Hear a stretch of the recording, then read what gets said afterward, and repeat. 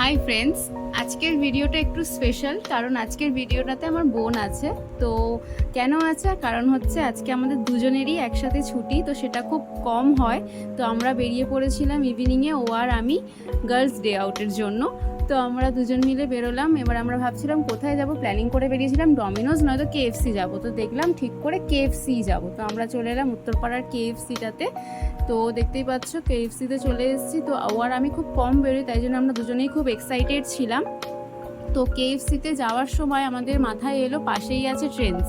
তো শপিং করতে তো অবভিয়াসলি আমার ভাল লাগে, ওর তো আরও ভাল লাগে, আমাদের দুজনেরই খুব ভাল লাগে। তো আমরা KFCর দিকে যেতে গিয়েও না গিয়ে আমরা চলে গেলাম ঘুরে ট্রেন্ডসের দিকে, যে দেখে আসি কি কালেকশন আছে নতুন।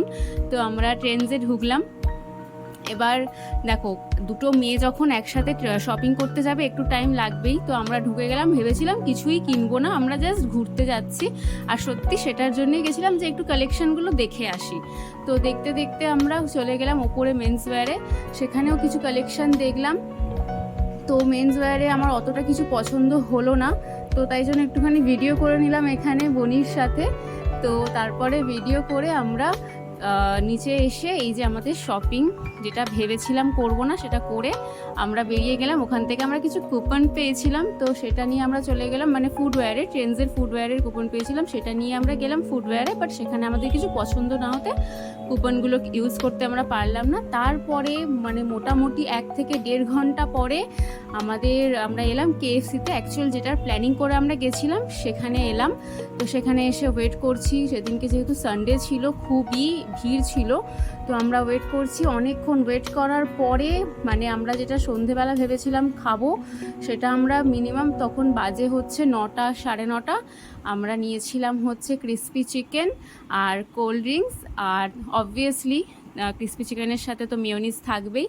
তো এই যে আমরা মানে এত আমাদের খিদে পেয়েছিল, তোমরা দেখে বুঝতে পারছো, ওকে দেখে তো একদম বুঝতে পারছোই যে খুব খিদে পেয়েছিল। গরম গরম মানে ঠান্ডা হওয়ারও টাইম দেয়নি, একটুকু গরম গরম মুখে গিয়েই ঠান্ডা হয়ে যাচ্ছিল। যাই হোক, আমরা খুবই খিদে পেয়েছিল, আমাকেও দেখতে পাচ্ছ আমার তো প্রচণ্ড খিদে পেয়েছিল। আর আমার যে কোনো ফাস্ট ফুডের সাথে আমার কোল্ড ড্রিঙ্কস হচ্ছে ম্যান্ডেটারি, তো আমি কোল্ড ড্রিঙ্কস খাবই। তো আমাদের খাওয়া দাওয়া শেষ করে আমরা যখন বেরোলাম তখন মনটা করলে একটু চা খাই। তো অপোজিটে একটা কাকিমার চায়ের দোকান আছে, তো আমরা সেখানে চলে এলাম চা খেতে।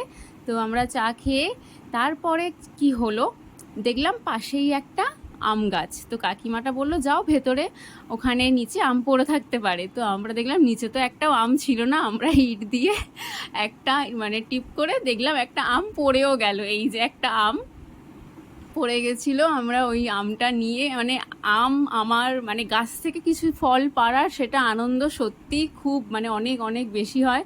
সেই আনন্দটা মানে যারা পেয়েছো তারাই বুঝতে পারবে। তো আমি আম নিয়ে খুশি হয়ে একদম বেরিয়ে এলাম। আর আমটা যেহেতু পুরো গাছ থেকে পড়েছিল, অনেক কষ্ট ছিল, কাকিমাটাকে বললাম যে তুমি জলের বোতল দাও, দিয়ে আমরা আমটা একটু ধুয়ে বাড়ির দিকে চলে এলাম। ব্যাস এইটুকুই আজকের ব্লগ। Thank you.